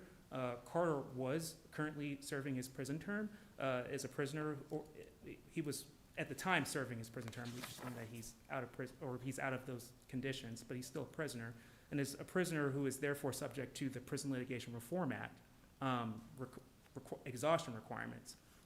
And his amended complaints asserts the same claims based on the same underlying events that were asserted in the then unexhausted September 30th, 2022 original complaint. And so, therefore, Rule 15 cannot But there's an function. additional fact that might even add to that calculus, is that he had made his retaliation claim before he filed suit. He made his claim in August on retaliation, and that's when he attributed that language that since you filed so many complaints. But he did not include it in his complaint filed in September. He did include it for the first time in his complaint in January. But the question is, I suppose, is can you cure a lot of defects with an amended complaint when you didn't satisfy the exhaustion before you commenced the action? I know I've beat that horse already with a bunch of questions, but it troubles me that we're involved in so much discussion about Rule 15 and pleadings and correcting what was in the original complaint to what was in the later complaint. We're not even talking about complaints. We're talking about a requirement before you bring an action. And the exhaustion has to be completed before you bring the action. That's what the statute says. And we're down and dirty into this pleading, and I'm not even sure, you don't seem very convincing on this, but I'm not even sure, as of January, the First Amendment was exhausted. It seems to me under the prison procedures at the time, all he tried to do was appeal the rejection for procedural grounds and never pursued that further.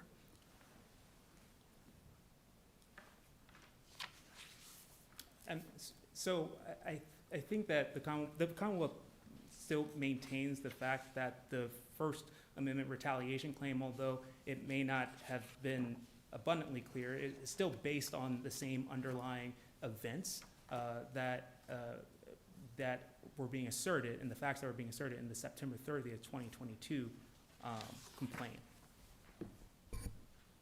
Can I ask you to address, I guess, the Jones decision that your colleague was talking about and the way the Supreme Court construed the word action there? Because I thought in that case, that was the one about the complete exhaustion rule. And the argument was that, look, if you haven't exhausted any claims, then you did not exhaust before you filed your action. And action means the moment at which you commenced your suit, and so you have to dismiss the whole suit. And the Supreme Court said, no, we're not going to read action literally here, and they read it basically to mean claim. Action means claim, and so you have to have exhausted the claim. And so those claims that were unexhausted are the ones that will be dismissed, but the ones that were exhausted will go forward. So they basically say we're going to read it interchangeably with claim in that case. And that seems to resolve a lot of the concerns here, to me at least, about allowing a claim raised for the first time in an amended complaint to look to the time of the filing of the amendment when we're trying to figure out whether something was exhausted. I'm almost certain I didn't say that in an elegant way, but do you see what I mean? Yes, Your Okay. Honor. And I think how you look at that is you just look at the plain language of the Prison Litigation Reform Act, and it says in plain language that, you know, exhaustion must be completed before the time of raising the actual complaint. And they list reasons why, it is in Jones especially, why that process is important. I think as an initial matter, it's important that we follow these procedures so that future cases, the exhaustion of administrative remedies process isn't obviated. And then second, as in Jones versus Bob, what they say is it's the PLRA exhaustion is necessary to allow prisons to address complaints about the programs it administers before being subjected to suit, reducing But that litigation. happened here. I mean, he, on your own account, Mr. Carter exhausted his retaliation claim before he subjected the prison to suit over that claim. So what's the problem? Yeah, so there's two other reasons as well. It's reducing litigation to the extent complaints are satisfactorily resolved, and improving litigation that does occur by leading to the preparation of a useful record. But that my understanding was that the PLRA was also, I think it's sort of encompassed by those last two factors, sort of judicial economy and efficiency. And I don't really see how that is advanced here if someone like Mr. Carter, instead of simply amending his existing complaint and having one consolidated case, has to file a whole separate action based on his retaliation claim. Now you have two cases. How does that help anything? Well,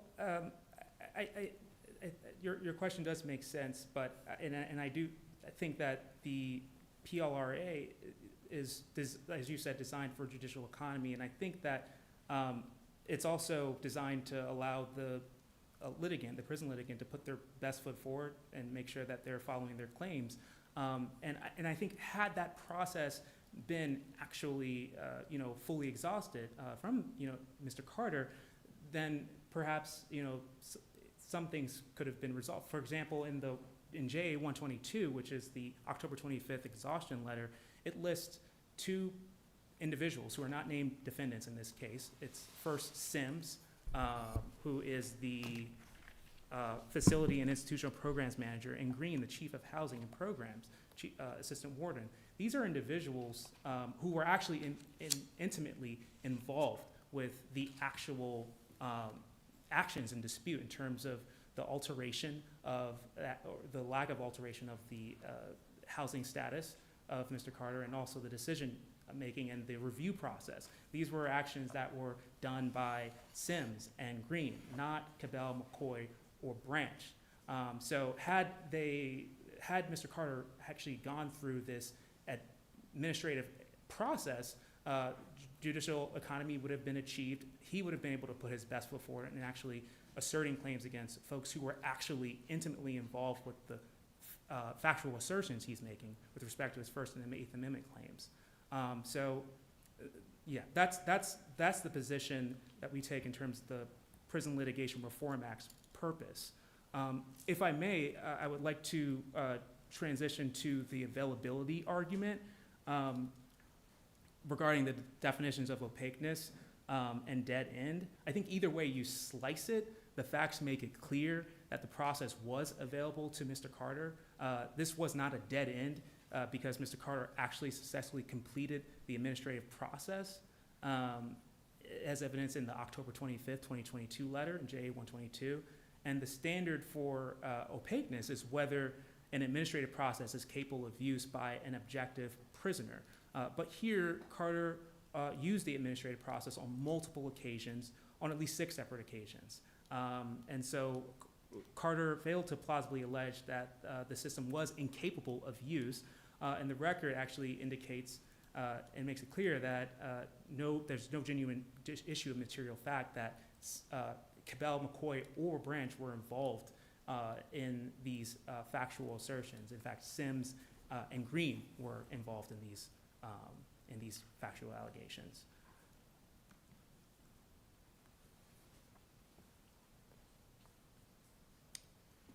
Anything further? I don't have anything further. If you have any I further did have questions, one. but Yes. I think reasonably quick question, just on the screen dismissal of Director Clark, on the 8th Amendment claim, the conditions of confinement claim. So the only reason the district court gave for that was, and your colleague discussed this already, that there were no allegations that he knew about the plaintiff's circumstances specifically. Are you defending that as sort of correct, or would you have us affirm that on a different ground? yeah, it's our position that Mr. Clark was not involved in that process and didn't have any knowledge of the process, so. But that's Yeah. not the standard, right, that he has to know about the plaintiff's specific condition. I think it's just, what he would have to know or have reason to know is that his subordinates are engaged in some kind of unconstitutional conduct that would subject prisoners, generally people in a situation like the plaintiff, to an unconstitutional injury. But I think we've been clear about this. You don't have to know that Mr. Carter specifically is having this problem. I'm concerned. It looks to me like the district court gave one reason and one reason only for dismissing Director Clark, and that reason was incorrect. And I'm just trying to figure out whether you would have us affirm on a different ground, or just remand and let the district court look at this, or I don't know what to do about that. Yeah, I would say that, and I would say that we would affirm on the district court's decision with respect to that. But I'm happy to, address any. For those reasons, the Commonwealth asked this court to affirm the lower court's decision below. Thank you. All right, thank you. All right, Ms. Shellman, we'll hear from you.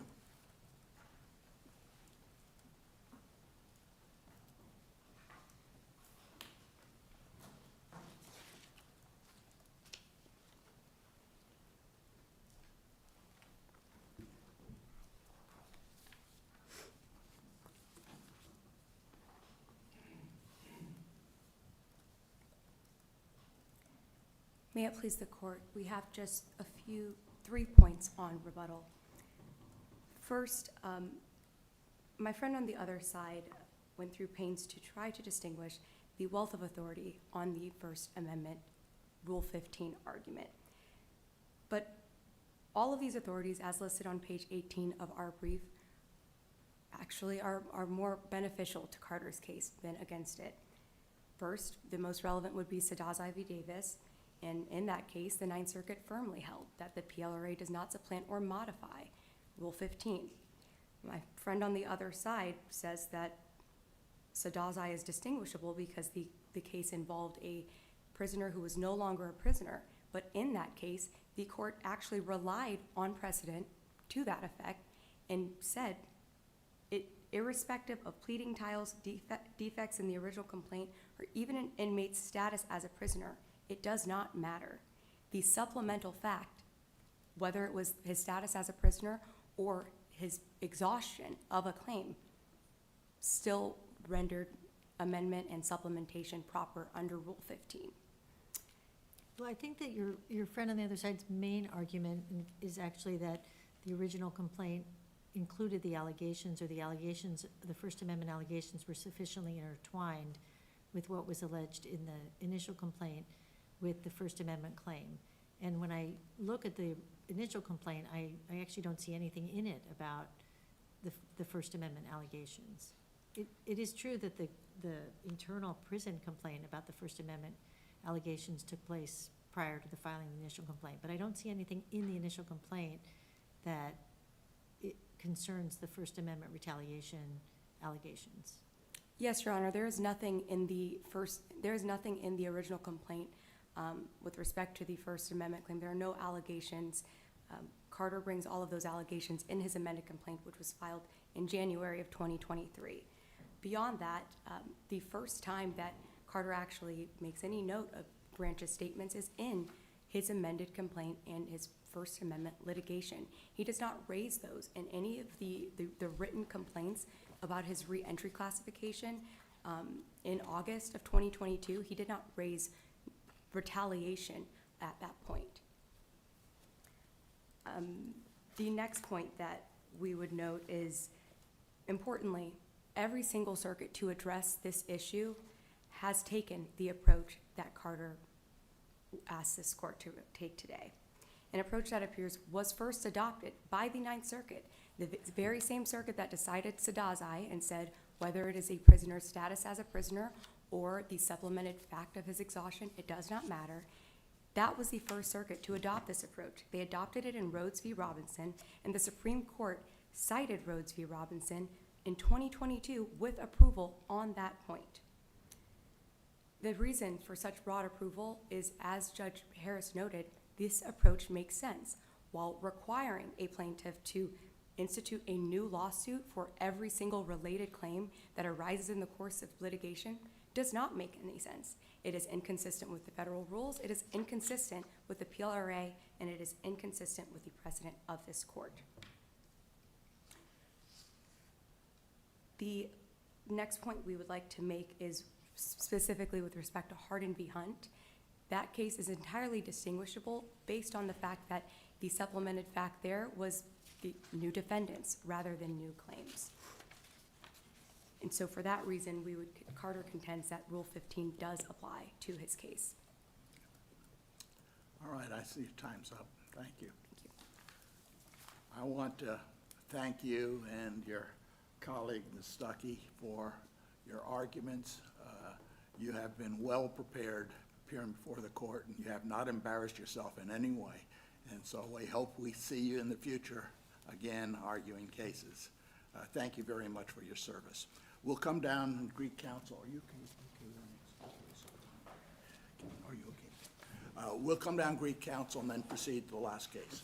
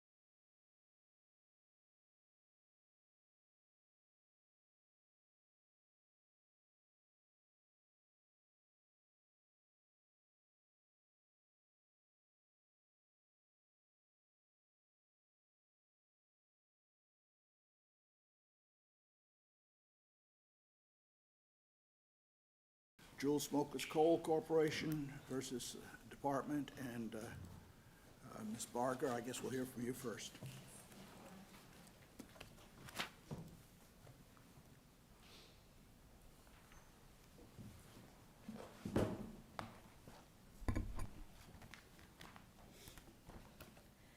May it please the court, my name is Charity Barger. I represent petitioner Jewel Smokeless Coal Corporation in this appeal of an award of the federal black lung benefits.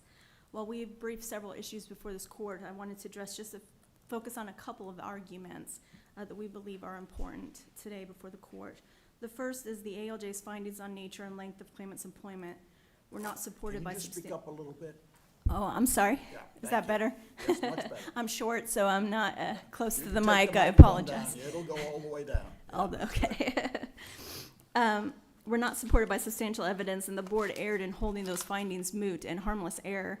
And the second is that substantial evidence does not support the ALJ's finding that claimant proved by a preponderance of the evidence that the obstructive lung disease that he experienced arose from coal mine employment and caused his total disability.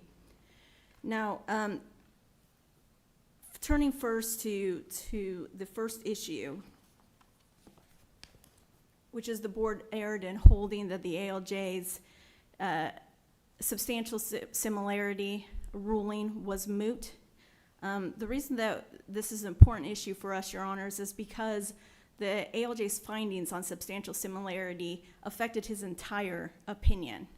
So that's why we are concerned by this finding by the board that it's moot, because it's not. If we look at the big picture of claimant's employment, he worked 7.5 years underground with Joel Smokeless.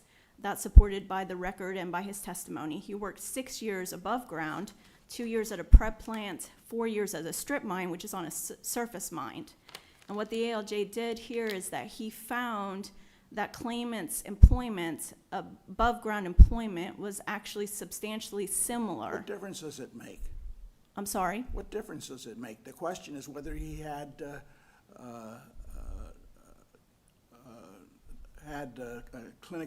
legal pneumoconiosis. Correct. And that was determined based on the expert testimony, which the ALJ weighed, and this is all background. He worked in the mines, he worked for the coal company for some 13, 14 years, and whether those conditions, how bad those conditions were, doesn't help much, does it? It's just background. No, I would say, Your Honor, that it is very important in this particular case. Tell me why. The reason is that an expert needs to rely on an accurate work history, right? I think it's important for us to say that. Except that we're not talking about the history that was relied on by the doctors. You're talking about the finding made by the ALJ. Right. During the hearing. And the finding was based on the man's testimony. He says above ground, he says every day there was a 1/2 inch to 1 inch of dust on the seats. The court found all that impressive, but I don't understand where you're going, I must say. The question is whether this man had pneumoconiosis and was disabled by it, and that finding was based on the doctors. And Right. It seems to me, the fact whether you spent a lot of time in your briefs talking about the calculation of the 13.1 years, which relates only to presumption, which is not involved here, but he actually worked longer. Those calculations had 125 days a year, and every year he worked more than 125 days. So your arguments seem to be that the ALJ seemed to make some mistakes on this collateral information about whether the underground conditions were the same as above ground, and whether he made the proper calculation, 13.1. But that isn't the issue in the case. The issue in the case is, was there evidence to support the conclusion that he had pneumoconiosis and was disabled by that? Right. Well, two things to that, Your Honor. First, the reason that we are stating that the nature, it's not just the length of employment, it's the nature of employment, is important is because of how the ALJ utilized that. So he said that Dr. Forehand had a good understanding of claimant's working conditions. And then he said that Dr. Go also had that understanding, but Dr. Go relied on 13 years of underground employment, which he didn't have. And then he discredited Dr. Fino for finding that his 6 years above ground were not substantially similar to underground mining. And that's not correct either. It's not supported by the record. That doesn't matter, right? Because the BRB didn't rely, we're only reviewing what the BRB Right. did. And the BRB affirmed the discrediting of Dr. Fino, but not on Fino. that ground, on two different grounds, and didn't reach that. So Because I did really, from your brief, it seemed like you were really emphasizing, well, the ALJ used this to discredit this doctor. Well, not just discredit, but credit. Yeah, your Yes. brief really emphasized the discrediting, but the BRB did not pass on that.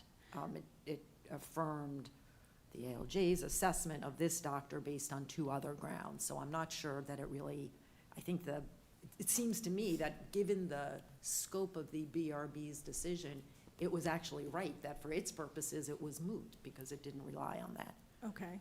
Well, for us, and I understand your point there, but for us, what we are seeing is that the ALJ made this factual finding of 13 years of undergrad employment. The board said that that didn't matter because that was only meant to be utilized to get to the 15-year presumption, and we agree with that.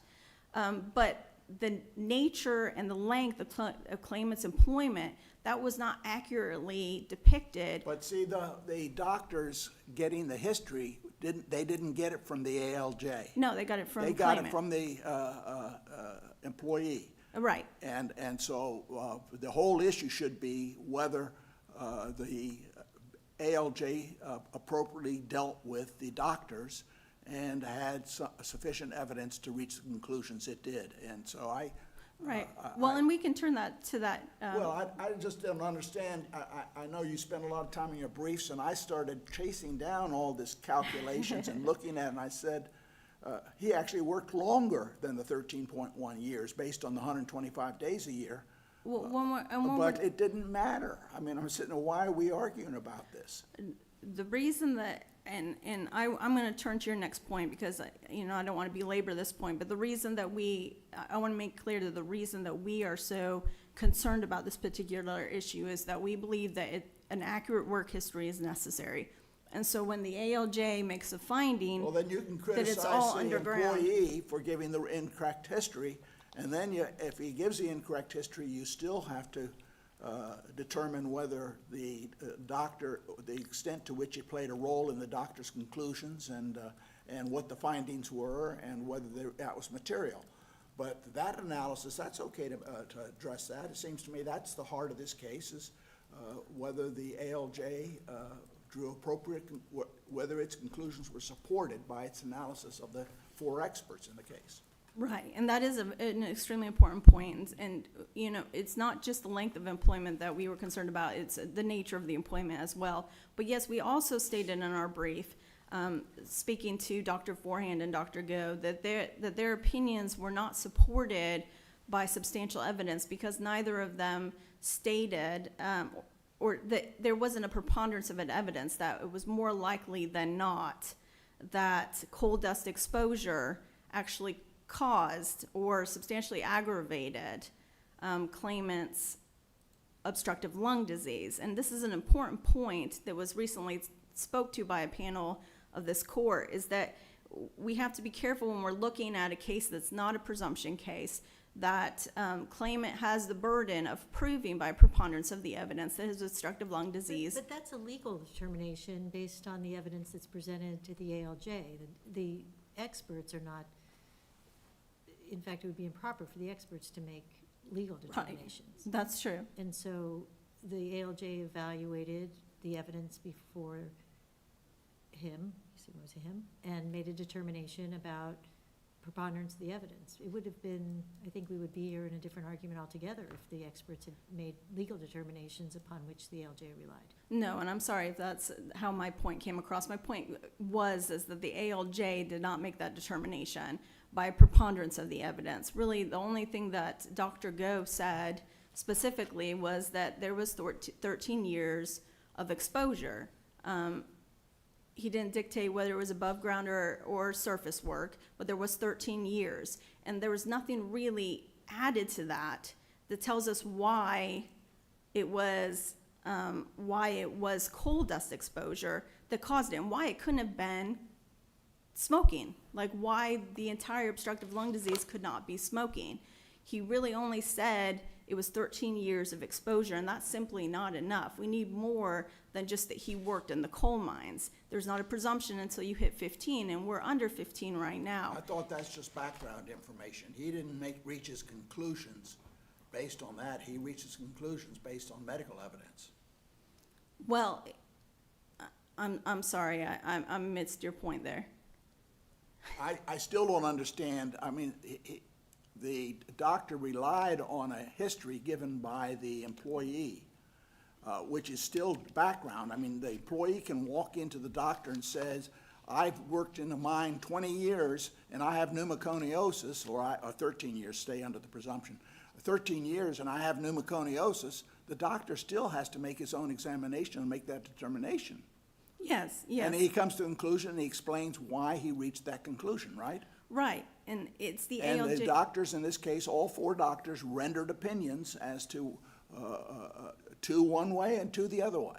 Right, and it's the ALJ's And so response. the 2 supported the ALJ's findings, and the question now is, was that analysis in accepting those 2 and giving them greater weight than the other 2, was that within the scope of what the ALJ was allowed to do? Right, whether it was supported by substantial Yeah, evidence. exactly. Right, and that's exactly what we're saying, is that we do not believe it's supported by substantial evidence. There has to be more than just, exposure when you're dealing with a long smoking history, an extensive smoking history. Can I ask you about Dr. Go, because it seemed like Dr. Go was there mostly to address these same studies that is it Fino or Fino? I'm sorry. Is Fino. So, that Dr. Fino and Dr. Rosenberg are relying on, and Go comes in to sort of address those studies and analyze them. And the ALJ thinks Go does a much better job, and goes through this in some detail and says that he or she is crediting this very detailed and well-reasoned interpretation of these same studies. And just in light of that, I mean, I feel like I at least understand why the ALJ is crediting Go's conclusions, because Go did this amazing job coming in and explaining all of these studies and what they do and don't mean. And so why isn't that enough to sort of, for me to understand why the ALJ thinks Dr. Go should be credited? Right, well, I understand what you're saying. Yeah. Really, he came in and he was utilized mostly to discredit Dr. Fino and Dr. Rosenberg. But when the ALJ made his findings on legal pneumoconiosis, it based it on Forehand and Dr. Go's analysis of whether or not legal pneumoconiosis existed. And that's where we're saying he fell short. Yeah, but I'm saying that in like cases like Extra Energy, we're pretty clear that an ALJ can credit an expert not just for the, how good their explanation is, but just, are they generally speaking credible? Is their presentation well-reasoned? Are there, is the expert showing his strength and precision in some way? It doesn't have to be just the explanation. Right. Well, and that's what we're trying to outline, is that legal pneumoconiosis, when you're looking at pneumoconiosis, legal pneumoconiosis, it has to arise from coal dust exposure. And when you have a doctor, 4 doctors, all saying differently about where it arose from, and you have 2 doctors that are not giving really any explanation other than there was exposure, coal dust exposure, and the length of employment. So at one point in time, do we say, are we given a presumption at any time period? Because Dr. Forehand said it didn't matter if it was 7 years or 13 years. He didn't care. That was enough exposure to create obstructive lung disease. So at what point in time do we require more than exposure, coal dust exposure, to say that it has to be more to show that it's substantially aggravated? When we talk about reversibility, came up with Dr. Forehand, and I actually listened to the oral arguments on Tuesday, so I know that came up before with you, Dr. Harris, as well. Dr. Harris, I just made you a doctor. My mother wishes. Judge Harris. Maybe you want to be a doctor right now. But when you talk about reversibility, Dr. Forehand said that pointed to coal dust exposure, but Dr. Fino said it points to both smoking and coal dust exposure. So why couldn't it all be smoking that caused the entire thing? And that's what Dr. Fino and Dr. Rosenberg were saying. And the ALJ seemed to not accept just that premises that smoking could cause the entire thing. And he seemed to rely more on the doctors that said it could be both. And I'm 5 seconds. So if there are no many questions, I can yield the floor to my All right, thank friend you. on the other side. You have some rebuttal. All right, Mr. Austin.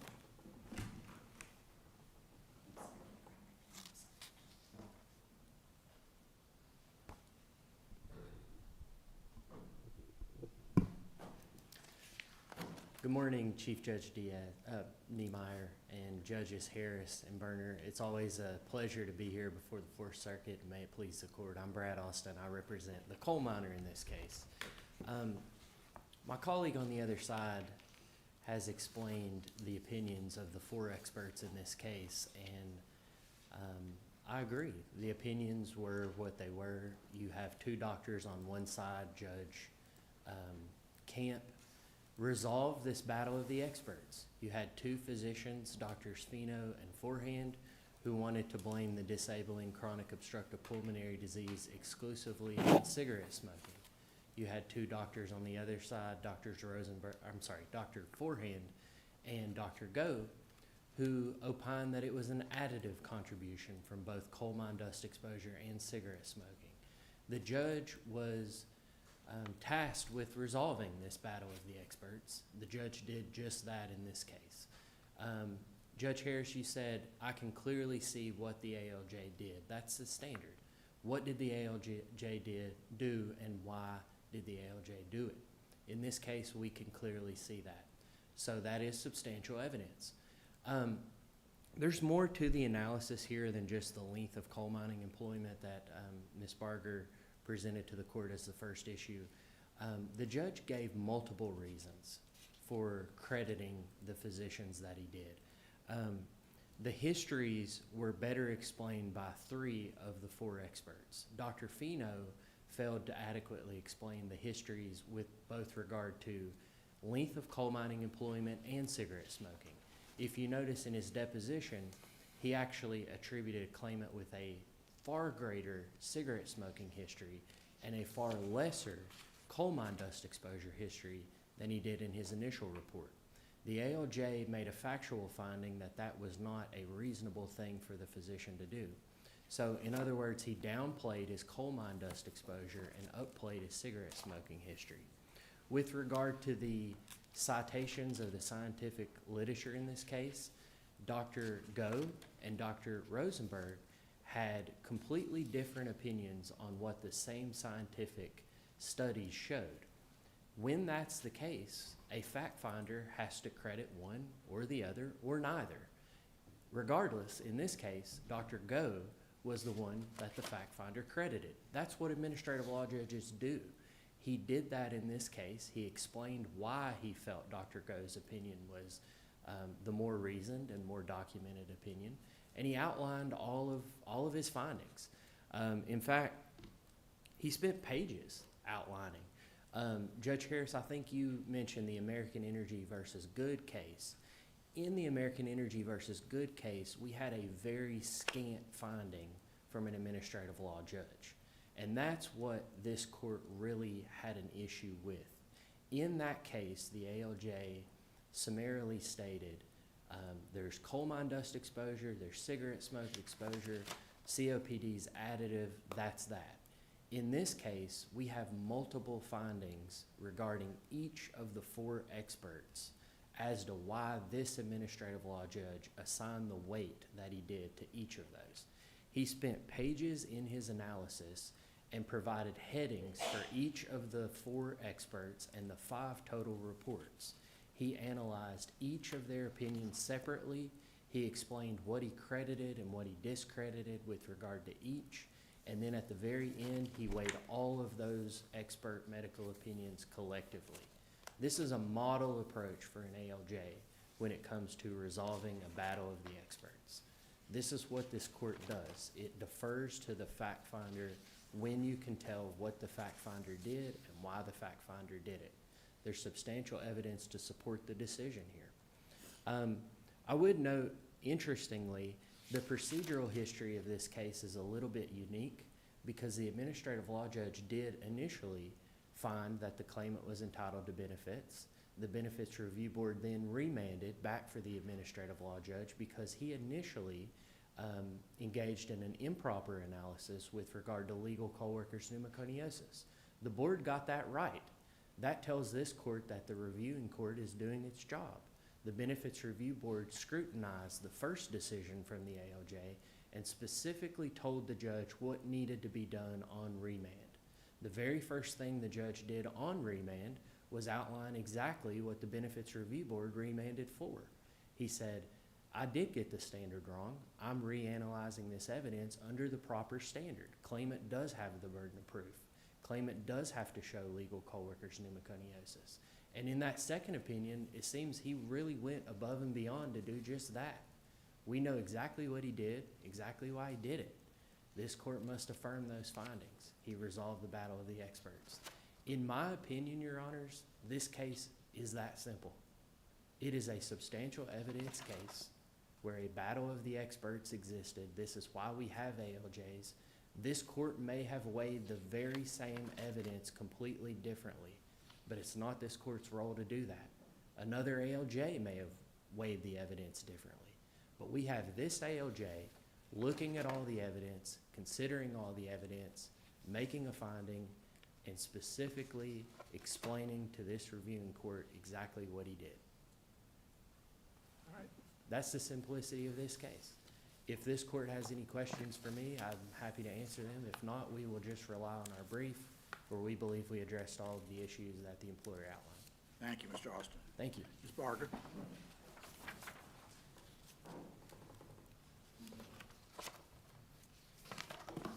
I expected him to take more time. I understand my colleague on the opposite side, his position, and he has wrapped this up as to a battle of the experts. And I just want to point out just one thing to the court, an important issue before this court, is that, again, we are not dealing with a 15-year presumption case. So the ALJ, when he reviewed Dr. Forehand's and Dr. Go's opinions, he had to find that they were enough to establish legal pneumoconiosis. And then once that's happened, then we can bring in the other opinions and decide whether or not, then yes, it's this weighing of the battle of the experts. But if you look at Dr. Forehand's supplemental report, he specifically says that Mr. Hale's exposure to cigarette smoke had a larger effect than his exposure to coal mine dust. He says there's not a single fact or set of facts that disproves or excludes that coal dust exposure, that it's a coal mine dust related lung, and that it's a substantial coexisting cigarette smoke induced and coal mine induced related disease. And that's, to me, that does not show, more likely than not, by a preponderance of the evidence, that it was coal dust that was substantially contributing and significant related to. And these are important words: substantial, significant. We're not looking at something trivial. We have to show that the coal dust exposure is that it's worse because of the coal dust exposure. That's what we have to show. And we just put forth to the court that we don't believe that the ALJ made those factual findings at the beginning, and that's why Dr. Fino's and Dr. Rosenberg's reports were not even important at that point in time, because that's something that has to be done at the beginning. And that is our argument for the court. If you don't have any further questions for me, then we will rest on our brief and our arguments today and ask that our petition be granted. All right, thank you very much. Thank you very much. We'll adjourn court for the day and then come down and greet counsel. This honorable court stands adjourned until tomorrow morning. God save the United States and this honorable court.